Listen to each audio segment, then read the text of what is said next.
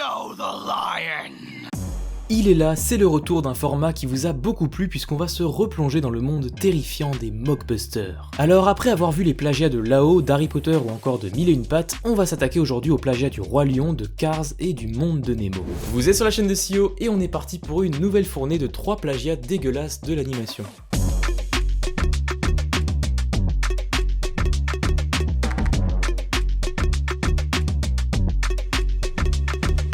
On va commencer fort avec un film qui a marqué toute une génération, Le Roi Lion.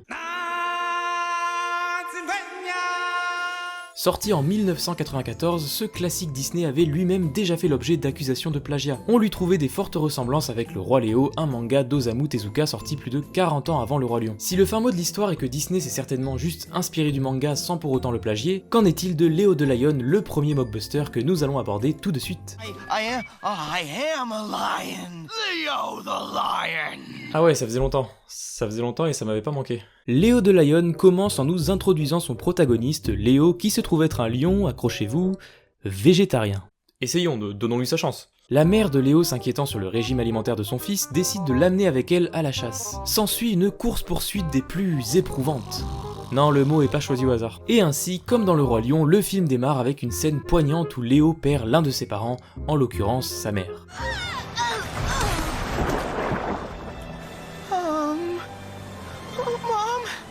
Si dans Le Roi Lion, Mufasa mourait après avoir héroïquement sauvé son fils, ici la mère de Léo meurt parce qu'elle n'a pas réussi à attraper un zèbre. Cet événement n'aidera pas vraiment Léo à aimer la chasse, il restera végétarien, et surtout il restera toujours aussi maigrelet pendant tout le film. Parce que voilà le genre de message qu'on nous propose ici, être végétarien ça revient à être un sac d'os ambulant. Sac d'os qui en plus a peur de l'eau depuis le décès de sa mère. Et qui, ah non, n'a plus peur de l'eau 5 minutes après finalement. Notre Léo va par la suite faire la rencontre d'une éléphante du nom de Savannah. Une rencontre qui ne va pas le laisser indifférent. Oh, come on. Oh, it hurts. Oh, this hurts so much. So big. I think my baby's coming. Oh, and it's coming really fast. Oh.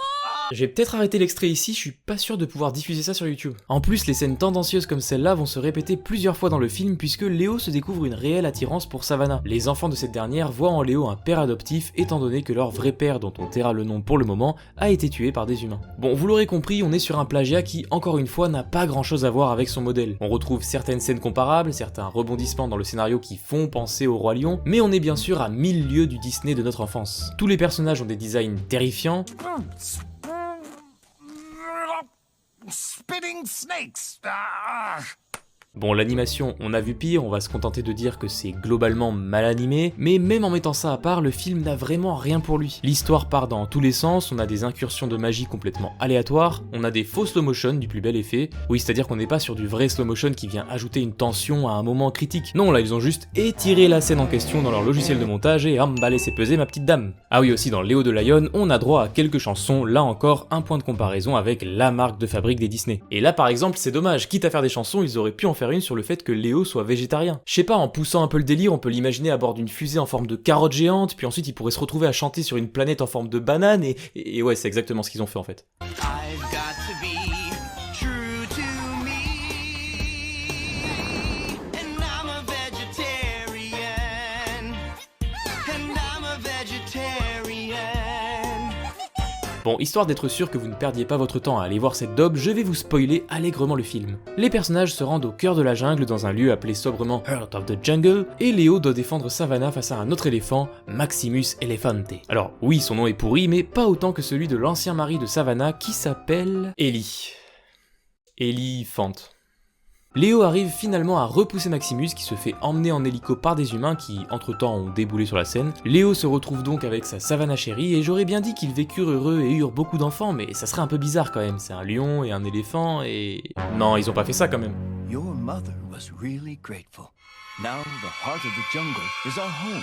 Et si vous pensez que par chance personne n'a vu ce film, sachez que pendant longtemps il était disponible sur Netflix. Je me demande pourquoi ils l'ont retiré de leur catalogue d'ailleurs. Sinon il n'y a pas grand chose à savoir de plus sur ce film à part qu'il est sorti en 2005, plus de 10 ans après Le Roi Lion donc, on peut constater le progrès, et c'est un film qui nous vient d'Italie, il est réalisé par Mario Cambi, l'ironie étant que son nom de famille veut dire changement, et bah j'espère bien qu'après ce film il en a fait des changements. Nous aussi on va changer de cible pour s'intéresser à un deuxième plagiat dégueulasse, Cargo. Ah, un plagiat de Titanic peut-être ? Et non, bien joué à ceux qui ont suivi, on est sur un plagiat de Cars, je l'avais dit au début de la vidéo. Alors déjà, faut savoir que Cargo c'est pas le seul plagiat de Cars, il en existe même beaucoup d'autres en fait. On pourrait parler de A Cars Life, sorti en 2006 et produit par Sparkplug, les mêmes qui avaient fait Bug Bites. On a aussi un plagiat brésilien qui s'appelle The Little Cars in the Great Race, sorti la même année et fait par Video Brinquedo. Oui, c'est bien les responsables du plagiat de là-haut. Si on va du côté de l'Asie, on a un plagiat qui nous vient de Malaisie, sorti en 2018 et qui s'appelle Wheelie Fast and Hilarious. Et même la Chine a proposé son plagiat avec deux Autobots, sorti en 2015 et qui est plutôt un plagiat de Cars 2. On remarquera que le personnage ici sur la couverture, c'est littéralement Francesco Bernoulli, un personnage qui apparaît purement et simplement dans Cars 2. Ah, les Chinois, ils font pas les choses à moitié. Enfin bref, il fallait faire un choix et je me suis arrêté sur Cargo, un plagiat américain qui donnait un peu plus envie que les autres. Voyons voir ça tout de suite. Ok, le film s'ouvre sur la magnifique texture de la route en gros plan, on découvre Danny, notre héros, qui est anglais visiblement puisqu'il roule à gauche, et ah non, il roule à droite maintenant, et un peu au milieu aussi, et... Ok, au bout de 10 secondes, on sait déjà que ça va être de la merde. On découvre donc une ville habitée par plusieurs dizaines de voitures qui se mettent parfois à chanter, parce que quitte à faire un mauvais film, autant cumuler les tares. Ouais, j'aime pas trop les comédies musicales. Et s'ensuit un enchaînement de scènes sans grand intérêt, sauf certaines qui ont au moins le mérite de nous amuser tellement elles sont débiles. Class, come to order. You'd all better pay attention if you want to pass the surprise quiz this afternoon. Un contrôle surprise qui aura lieu dans l'après-midi. C'est plus un contrôle surprise du coup. Mais Danny va finalement esquiver ce contrôle surprise en vomissant.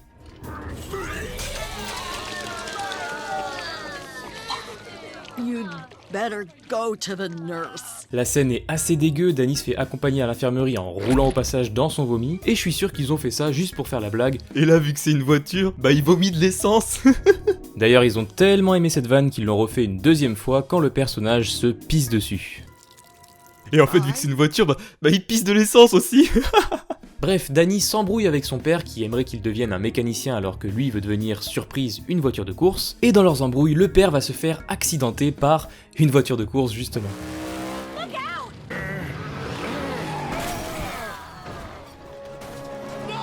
Il sera par la suite emmené aux urgences et on découvre alors ce qui arrive aux voitures qui ne sont plus en état de fonctionner. Elles sont tout simplement exilées sur une île à part appelée Clunker Island, l'île aux épaves. Next. I think I just need an oil change. I think we've got another one for Clunker Island. No, really, just an oil change. Really, just an oil change. Oil change. No, not Clunker Island. No, no. Ah!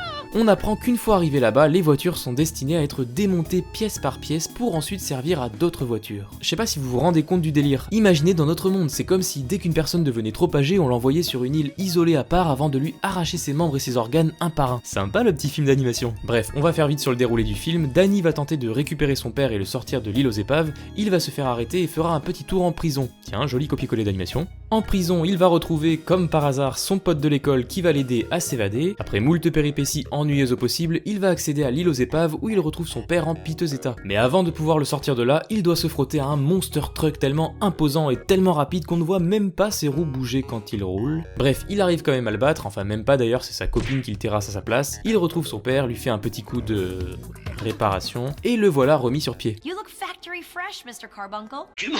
Tu mens! Tu mens! Tout le monde rentre à la ville de Cargo et Danny rejoint son père dans le métier de la mécanique, donc en gros il abandonne son rêve d'être une voiture de course. En résumé, Cargo c'est 1h36 d'ennui et de soupirs. L'animation est l'un des plus gros défauts du film, en même temps ça n'a même pas été géré par des vrais animateurs puisque visiblement on s'est contenté de prendre des modeleurs 3D pour en faire des généralistes, c'est-à-dire des touche-à-tout qui n'avaient probablement jamais touché d'animation dans leur vie. Ça explique que la plupart des dialogues c'est juste les personnages qui rebondissent sur place. Le film est fade, n'a aucune texture, la seule texture qu'il maîtrise c'est les reflets sur les carrosseries des voitures, ça c'est bien, vous avez bien compris ça. On pourrait dire que c'est un film qui assume un peu son côté nanar avec plusieurs touches d'humour, mais c'est tellement mal fait que ça ne prend pas non plus. Par exemple là un flic leur demande de montrer les papiers du véhicule, et la blague trop marrante qu'ils ont trouvée c'est qu'ils régurgitent leurs papiers pour les montrer.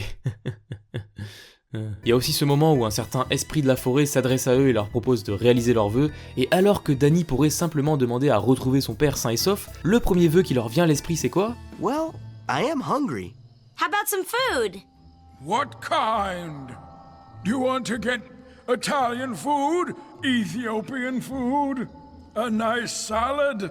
Burritos? Bon, on peut s'imaginer que s'ils ont choisi de plagier Cars, c'est qu'ils voulaient au moins s'amuser à animer des courses folles avec des effets de vitesse de dingue trop stylés.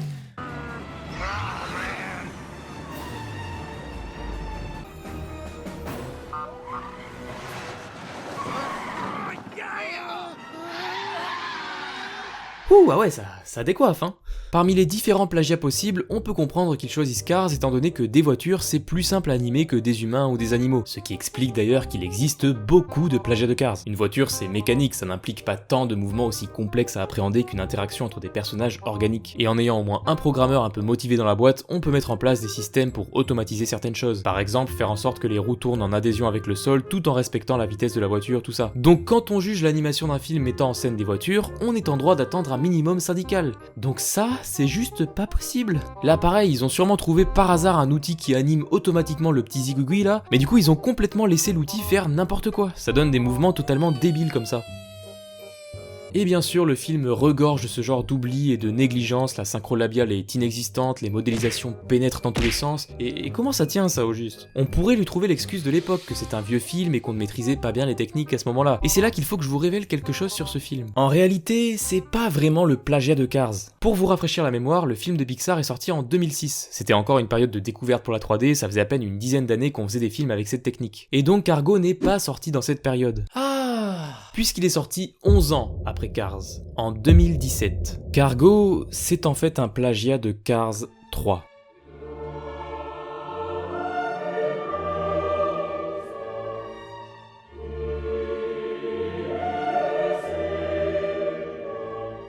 Bon, j'ai réussi à trouver un point positif à souligner dans ce film, c'est son casting vocal. Tout a été négligé sauf ça. Si les noms ne vous parlent pas, sachez qu'à ce casting on retrouve l'enfant de 6ème sens, Sabrina l'apprentie sorcière et même la voix originale de Carl Fredricksen. Allez, sur cette note positive, quittons la ville de Cargo pour un dernier plagiat. C'est bientôt fini. On est encore sur un plagiat de Pixar puisqu'on va parler d'un film qui a plagié le monde de Nemo. Dans sa version originale, le film de Pixar s'appelle Finding Nemo. Et bien le dernier plagiat du jour, je vous le donne en mille, il s'agit de Finding Jesus. And baby fish Muggles, along with his best friend Joy, is scouring the seabed for yummy algae. Parmi tous les films qu'il existe à plagier, on peut se dire que c'est au moins courageux d'avoir choisi un film qui met en scène des poissons. Ça demande des notions d'animation assez rares, une compréhension très poussée du mouvement d'un corps dans l'eau, une connaissance certaine des anatomies et des différents muscles que possèdent les poissons. En clair, toute une étude approfondie qui, j'imagine, a dû prendre au créateur de ce film plusieurs semaines, plusieurs mois et non. En fait, le choix des poissons, c'est juste que ça leur permet de laisser flotter leurs personnages pendant l'intégralité du film sans avoir à les animer, en fait. Voilà.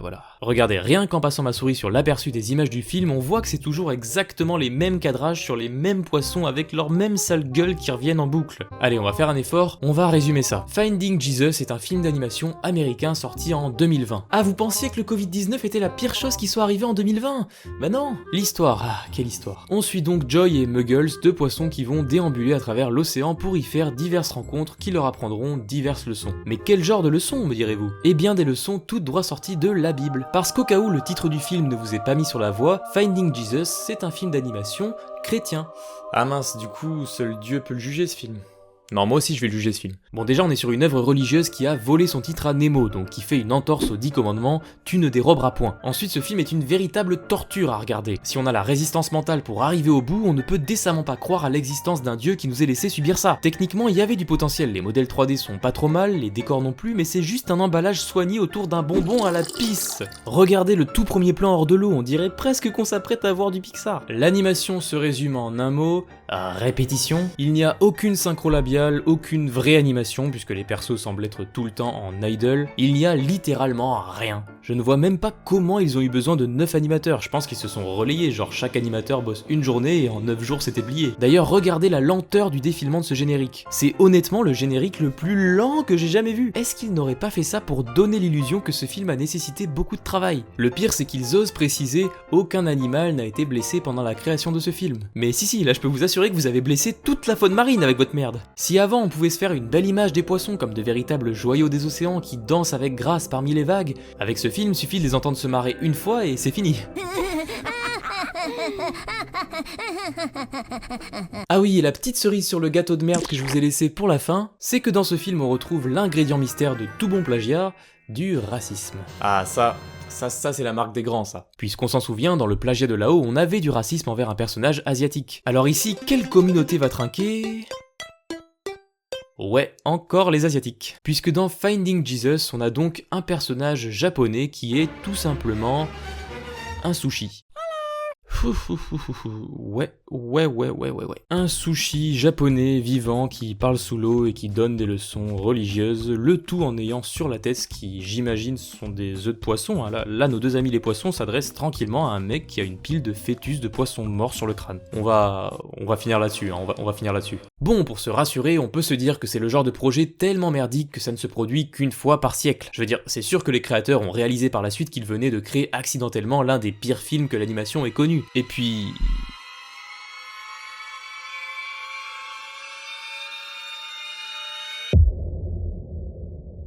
J'espère que cette vidéo vous a plu, je ne vous remercie pas de vos commentaires qui m'ont poussé à regarder ces films dégueux. D'ailleurs, je ne vous invite pas du tout à commenter juste en dessous de la vidéo si vous voulez un épisode 3, le faites pas, hein. Si vous aimez l'animation, vous êtes au bon endroit, vous pouvez vous abonner à cette chaîne et me suivre sur mes réseaux. Et si vos yeux n'ont pas encore assez souffert, vous pouvez vous infliger d'autres plagiats moches en cliquant sur cette vidéo.